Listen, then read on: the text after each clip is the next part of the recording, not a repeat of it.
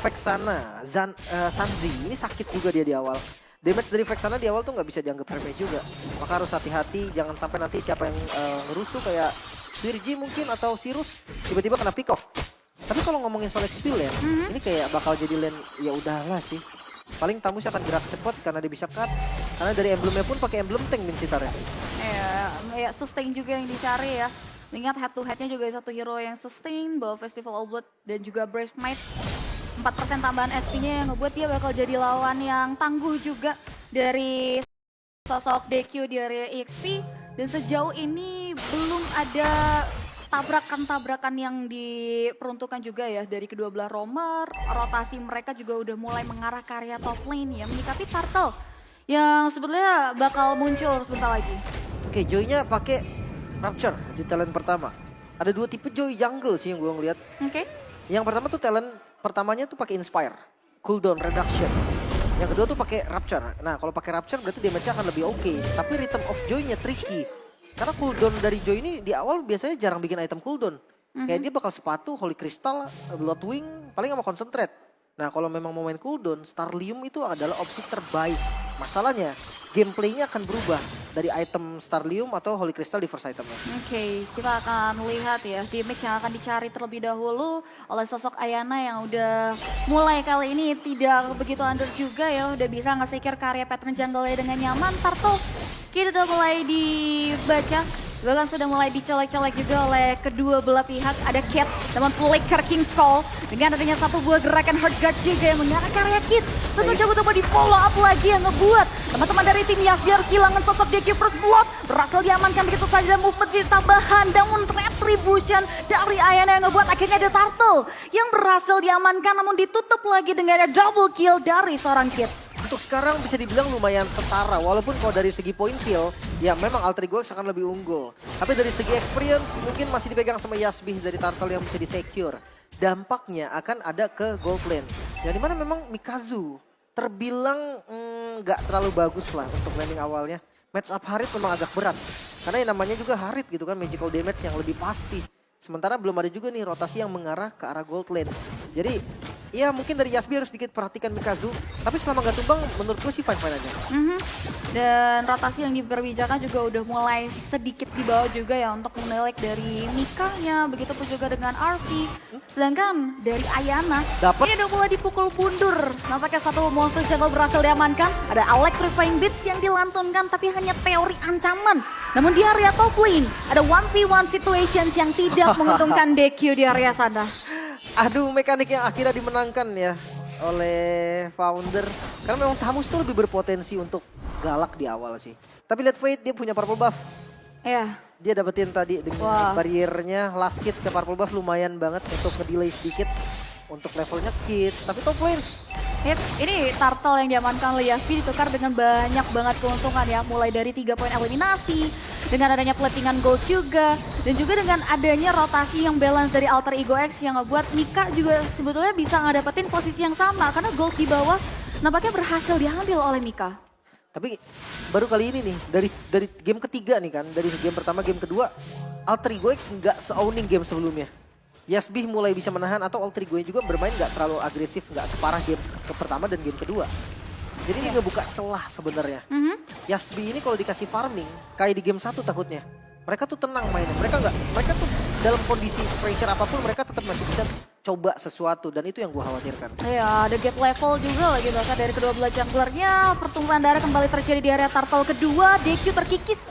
Dengan adanya Kurtan Inferno yang diaktifkan juga oleh sosok Founder yang ngebuat akhirnya Turtle berhasil di take over karena Virgi menyibukkan perjalanan puluhan dari sosok Ayana yang harus tewas begitu saja di tangan pemain-pemain dari tim Yasbi. Namun wall charge dibuka begitu saja mengarah ke arah Cyrus yang masih bisa flicker for defensive. Ada portal barrier yang dibuka yang ngebuat akhirnya satu poin eliminasi kembali disecure oleh pemain-pemain dari tim Yasbi. Namun Mortal Coil bakal coba untuk mulai mengusir mundur saja pemain-pemain Yasbi di area mid lane. Oke, fokusnya ke arah defensif dulu.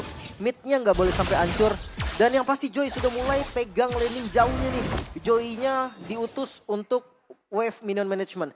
Karena kalau ngomongin laning, ya DQ dengan Mincitar itu bukan hal yang bisa diambil sama DQ, nggak bisa dikontrol juga kan. Dan lihat, Ya. Tarat di bagian bawah Implosion. Flicker Implosion sudah mulai menyirup karya satu pemain dan DQ yang akan menjadi Wah, nih. korban jiwa, sedangkan Hurt Guard yang dikeluarkan ternyata bisa dihindari oleh 3 member dari tim Yasbi. Ini mau diambil balik sih turretnya. Mereka mau coba untuk kontrol di landing bawahnya. Ya. Karena zoning out juga udah terjadi dan dipaksa nampaknya. Harusnya ya ada Pipet on string, Fate masih terlalu sustain juga. Barrier yang dibuka yang menghalangi perjalanan dari Alter Ego X untuk masuk ke area bottom turret. 3 on 3. Untuk clear masih aman lah ya. Ada Vexana. Bahkan dari item. Jenis One untuk item pertama dari Joy. Ini yang gue bilang tadi, cooldownnya ditutup dari sepatu ternyata.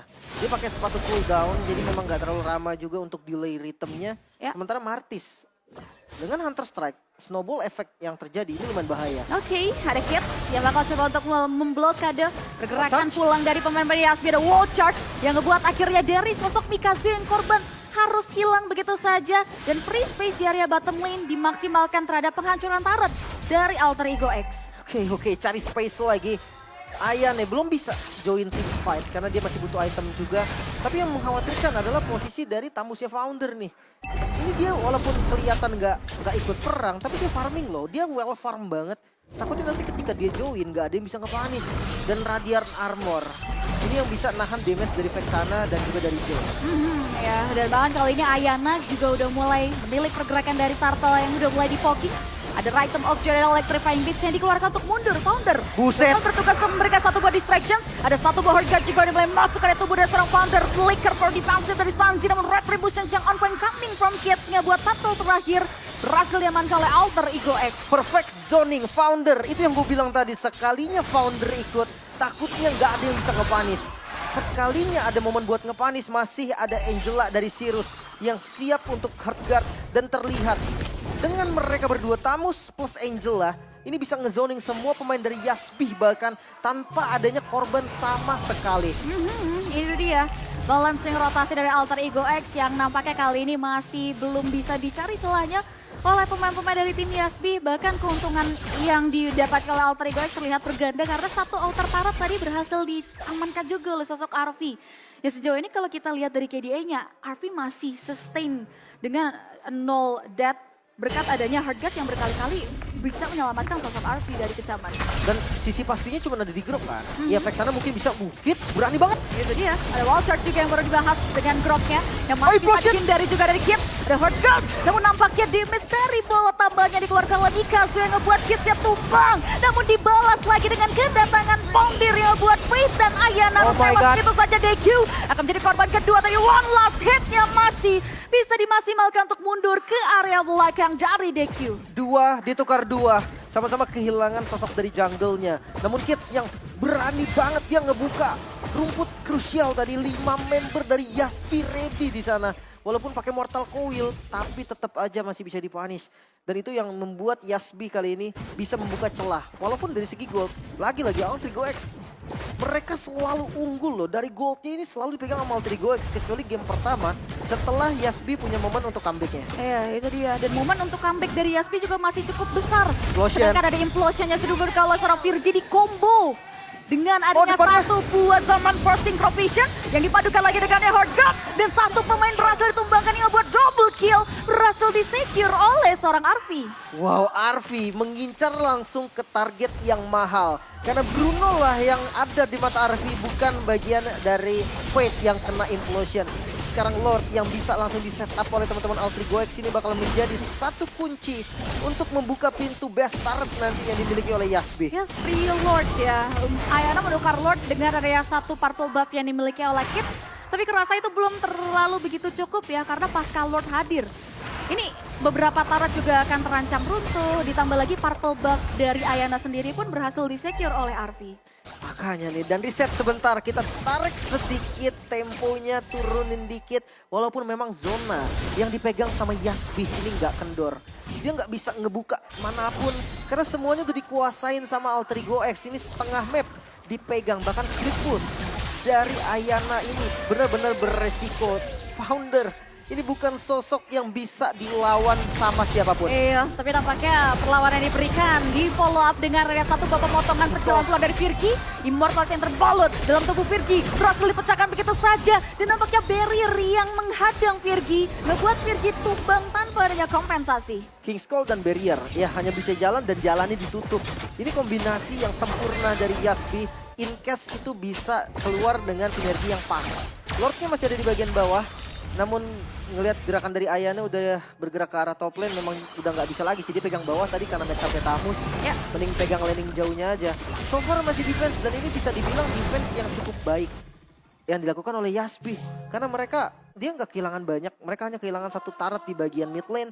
Tapi masalahnya tetap zonanya ini nggak bisa dibuka loh. Altrigox mereka pegang setengah map dari Dawn of Dawn. Iya sih, itu yang menjadi salah satu tantangan tersendiri untuk tim Yasby dengan minimnya vision dan juga dihantui dengan area zaman force yang sudah mulai kita lihat juga ternyata bisa dihindari, namun King's Call dari DQ yang nampaknya menerima satu buah kecaman, namun DQ still survive dan again and again tidak ada korban jiwa yang berhasil didapati di area tim fight tersebut. Wah, pas pasifnya keluar dari DQ naik darahnya banyak banget.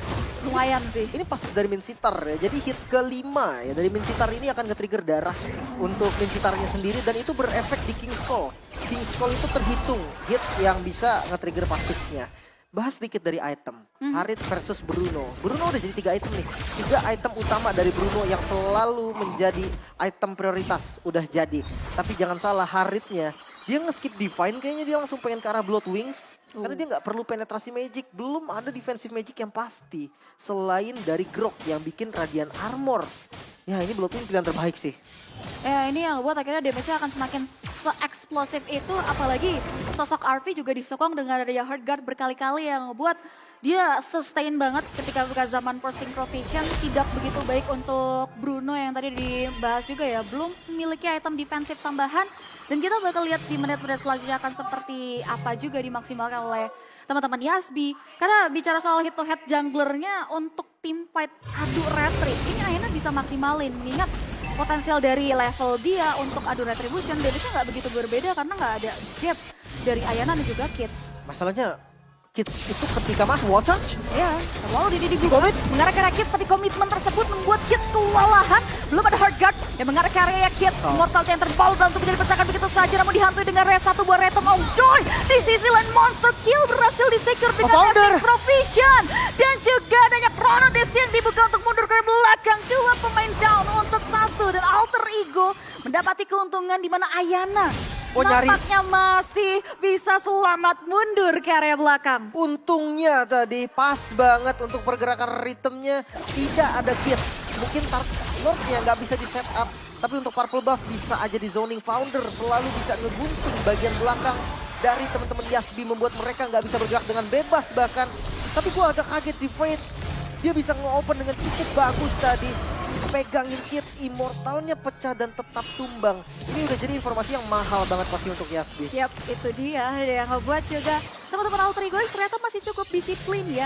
Dan harus ada satu pemain juga yang diutus untuk menghandle. Dan satu-satunya yang punya mobilitas adalah sosok Ayana yang ngebuat kalkulasi tersebut yang menyulitkan Ayana untuk bisa setup di area Lordnya. Serta adanya Founder yang terus-menerus menjadi distraction untuk mengusir mundur pemain-pemain dari tim Yasby. Ada wall charge yang buat lagi-lagi ada informasi no ulti dari seorang Fate. Iya, Foundernya pun tadi nggak ada vengeance ternyata. Makanya dia nggak buka-buka vengeance. Tapi sekarang Lord yang kembali di setup. Keuntungan dari Alter Ego X, mereka punya Angela. Angelanya dia bisa kontrol untuk far lane-nya. Dia bisa join tetap nanti dengan Heartguard. Jadi ntar akan 4 lawan 5 sebetulnya. Tetap akan 5 lawan 5 maksudnya. Walaupun lane jauhnya aman. Ya, itu dia yang membedakan ya. So, kita akan lihat bagaimana adanya ancaman di area bawah yang menyulitkan Ayana untuk terus mengurus karya lane tersebut karena Alter Ego X. Dia udah mulai memancing keributan, Lordnya udah mulai di-poking, udah mulai coba untuk ditarik ulur. Posisi dari Fate juga disibukkan untuk terus mencari tahu di mana sosok Founder yang dari tadi selalu sukses untuk kasih zoning out ke pemain-pemain dari tim Yasby. Tapi enak ya resetnya dari Fate ini tinggal dipasang barrier. Lordnya karena memang udah sempit banget kan, sekarang area Lord kan nggak jauh banget. Dengan satu barrier itu bisa reset loh. Ya. Jadi ini bisa dipegang lagi, di reset lagi momentumnya untuk pegang lane jauhnya dulu. Karena pressure-nya tetap ada di Alter Ego nih yang lagi pegang gold juga kebetulan. 3000 gold. bukan angka yang mengerikan, tapi tetap aja itu keunggulan. Ya, ini dari tadi konsisten ya di angka 3.000 tersebut. Masih bisa dihantui dengan daya pengembalian keadaan yang sudah di set up pastinya oleh teman-teman dari tim Yasbi. Apalagi bicara soal god lane, Mika ini udah cukup mumpuni juga untuk bisa mendeliver damage-nya. Sedangkan Lord sudah mulai terpantau diberikan komit untuk poking ya. Tapi nampaknya masih terus dihantui seperti yang udah dibahas. Ya kan? Barrier-nya ini masih bakal terus ganggu. Barrier ngeselin banget dan udah mulai terbuka juga visionnya Virgi. Sudah mulai nampak posisi dari Virgi Lordnya nggak di reset. Flicker! Flicker King's Call mengarahkan satu member RP yang langsung dibalas lagi dengan wall charge dan Herguard yang udah mulai dikeluarkan begitu saja. Synchropation dibalikin. dari satu puluh belakang dan Godlike berhasil disegel begitu saja. Sosok RP di counter nih dengan perlawanan cukup berarti buat dua member dari Yasbi harus tewas ketika sedangkan Kids berupaya untuk keluar dari summon unit yang di pop up oleh seorang Sanzi. Tanpa pertukaran sama sekali, dua member dari Yasbi pun hilang. Namun dengan kondisi darah dari teman-teman Alterigo X yang nggak mampu, sekarang set up Lord dipegang oleh Yasbi. Wah, dengan adanya informasi pulang terlebih dahulu dari sosok Kids, bakal coba untuk menjawab karya sama dengan force namun Red Reaper saja on point coming from Ayana yang membuat akhirnya Lord berhasil di take over sebelum adanya zaman force dan Synchrovision yang menewaskan seorang Ayana di area Lord Pit. Wow, cukup berani. Keputusan yang diambil oleh Yasbi beresiko memang, namun sekarang bisa memperpanjang nafas mereka lagi. Tidak ada objektif untuk Alterigo X. Mereka siap untuk ngedefense memang dari Alterigo X. Memang mungkin gak terlalu berpengaruh dengan Lord yang didapatkan oleh teman-teman Yasbi. Tapi seenggaknya ini bisa ngebeli waktu lagi dan ini perfect timing. Karena teman-teman Yasbi mereka udah spawn. Dan mereka coba untuk mungkin ngedorong dari sisi laning jauhnya. Ya, mau nggak mau itu yang harus mereka lakukan juga. Sedangkan Alterigo X juga udah mulai menebar beberapa job desk ya untuk pemain mereka, bagaimana mereka mengatasi wave minion power juga yang udah mulai berjalan di area sampingnya. Dan untuk mengurangi adanya hal-hal yang tidak diinginkan juga, Alterigo X memilih untuk memotong lore tersebut sebelum masuk ke area inner middle turret. Dan nampaknya akhirnya ada perluasan zona dari tim Yasbi untuk masuk ke area ranah jungle yang seperti kita udah lihat juga. Ada Ayana dengan electrifying beats-nya, teori ancaman belaka untuk mengusir Alterigo X. Seenggaknya Lord tadi dapetin inner turret di bagian bawah nih. Nah itu udah menjadi source yang lumayan penting lah untuk di-secure sama teman-teman Yasbi juga. Walaupun goldnya masih dipegang Alterigo X, tapi seenggaknya ya mereka ngebuka vision lah. Mereka bisa maju lebih dari River yang sebelumnya bahkan masuk ke River aja mereka nggak bisa. Dari segi item. Nah, Queen Swing ini menjadi item pilihan untuk Founder. Mungkin karena nggak ada pilihan lagi nih. Dia perlu item yang bikin dia bisa survive. Dan gue rasa memang Queen Swing lumayan tepat. Immortal mungkin bisa dibikin juga nantinya. Tapi kita pindah mungkin ke arah Gold Lane nih. Dimana Mikazu yang sudah mulai makin sakit. Karena ada Demon Hunter Sword nih. Dia siap untuk makan depan. Dan jangan lupakan DQ. DQ-nya ini memang bikin defense. Tapi sistemnya sama kayak Tamus. Oke. Satu corruption side, sisanya baru defense. Jadi ada efek slow yang cukup ngeselin, mungkin dibilang dari King's Fall. Dan itu bisa dipanis juga nanti damage yang masuk mungkin dari Ayana. Ya, dia harus ada respect juga sih, mengingat Ayana juga udah punya penetrasi yang cukup dari Genius One Divine Glaive, Blood Wings, serta NOD yang cukup respect juga dari sosok Ayana untuk defensif, motong dari regen SP yang dimiliki juga, dan sosok Tamusnya, begitupun juga dengan Angela melalui Love Card harusnya ya, Love Heart ya. Dan terpantau situasinya udah tidak semasif sebelumnya. Kedua memilih untuk sama-sama nurunin tempo permainan yang mereka miliki. Apalagi masuk ke menit 19 ini udah bukan soal item lagi, tapi terkait bagaimana eksekusi. Dan setup siapa yang akan diuntungkan ketika mereka bakalan coba untuk team fight di beberapa titik-titik tertentu. Makanya, dari keduanya salah sedikit aja momentumnya bakal dibalik sih. Walaupun Alterigo menang gold ya. Tapi satu kesalahan aja itu bisa langsung balikin keadaan dan lihat, sakit banget nyanyian dari Ayana yang sebenarnya cuma buat mukul mundur aja, namun lihat di Lord yang mulai langsung di setup oleh teman-teman dari Alterigo X. Ya, Lord yang udah evolve, Lord yang berevolusi, kali ini harus udah mulai dipertimbangkan juga. Masih harus di-respect juga ya karena setup dari Yasbi tadi yang ngebuat mereka juga kecolongan. All in? Tapi kali ini mereka bakal all in. Mereka bakal coba untuk mulai membuka karya zaman Force, ada Synchrovision DQ. Bakal coba untuk putar balik arah, ada King Klaus yang tidak menarget operasi. Sedangkan Virgi bakal coba untuk berikan forward dan RV berhasil men-take over Lord yang sudah ter-evolve. Namun DQ, Immortal Theater Pulse dalam tubuhnya dipecahkan begitu saja yang ngebuat akhirnya dari sosok Cyrus berhasil mengamankan poin eliminasi. dominasi tersebut. Oh my god, RV save the day. Last hit terhadap Lordnya memberikan Altrigo X nyawa tambahan dan langsung bisa mundur ke base-nya masing-masing. Mengorbankan DQ seorang. Ini bukan menjadi pilihan yang baik, namun tidak ada pilihan lain. Jadi mau nggak mau harus ada korban. Defensif dari Yasbi sekarang, Vexana dari Sanzi. Satu-satunya yang diharapkan untuk bisa clear wave dengan lumayan cepat. Satu lane mungkin bisa dipegang sama Joy. Tapi hati-hati nih karena Joy-nya dipanis sama dengan selesai mungkin untuk Yasbi. Ya we'll see ya, minimnya area of effect juga yang dimiliki. Ini akan jadi ancaman tersendiri untuk bisa menanggulangi Lord Evolve. Yang sudah mulai berjalan beberapa jengkal lagi memasuki area base turret yang dimiliki oleh pemain-pemain dari tim Yasbi. Sedangkan di area mid lane, Founder udah mulai coba untuk terkikis dengan dia damage eksplosif dari Rhythm of Joy. Informasi tersebut yang ngebuat Lord hanya berhenti di penghancuran base top turret saja. Cukup keras pertandingan kali ini, masih bisa di defense lagi Yasbi. Mereka masih punya nyawa tambahan, mereka masih bisa defense lagi kali ini. Walaupun zona yang mereka bisa buka semakin tipis, tapi nggak masalah karena dua base turret masih berdiri kokoh. Altrigo X belum bisa menjebol pertahanan dari teman-teman Yasbi. Yes, nice move, nice choice juga dari teman-teman Yasbi terkait defensif mereka. Bakal reset mundur lagi sejenak. Dan kalau kita lihat juga perekonomiannya masih tipis-tipis ya. Tapi udah mulai masuk ke menit 22. Jadi perekonomian udah gak terlalu begitu berpengaruh. Bahkan item pun ini tinggal gonta-ganti aja. Iya. Network itu sekarang udah tinggal ganti item nih. Nah untuk player menurut gue pro player udah harus bisa sih untuk ganti-ganti immortal, diganti apa. Itu tergantung situasinya. Karena ya percuma punya gold banyak kalau nggak bisa gonta-ganti item kan. Iya, Nah, itu dia. Mungkin kita bahas sedikit untuk map control nih. Yang dimana Altrigo X tetap berani untuk ngebuka vision. Dia tetap berani untuk memancing, tapi hati-hati. Karena kids, kita tahu Martis lah. Martis semakin late game, powernya akan semakin turun.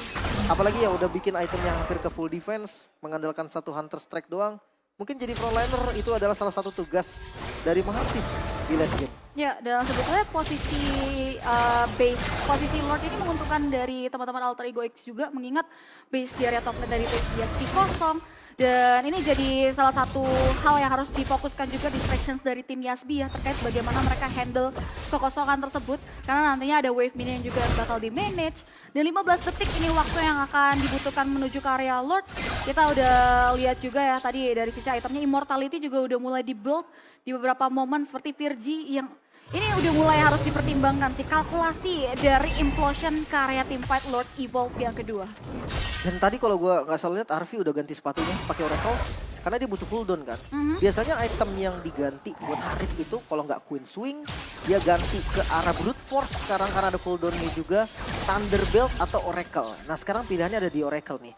Mungkin tujuannya adalah shield. Oke. Jadi lebih lama juga dan bisa bertahan lebih sustain dari team fight. Tapi berbeda kali ini dengan sebelumnya karena Yasbi, mereka yang coba untuk set up Lordnya, mereka reset lagi namun temponya gak mau sampai kalah.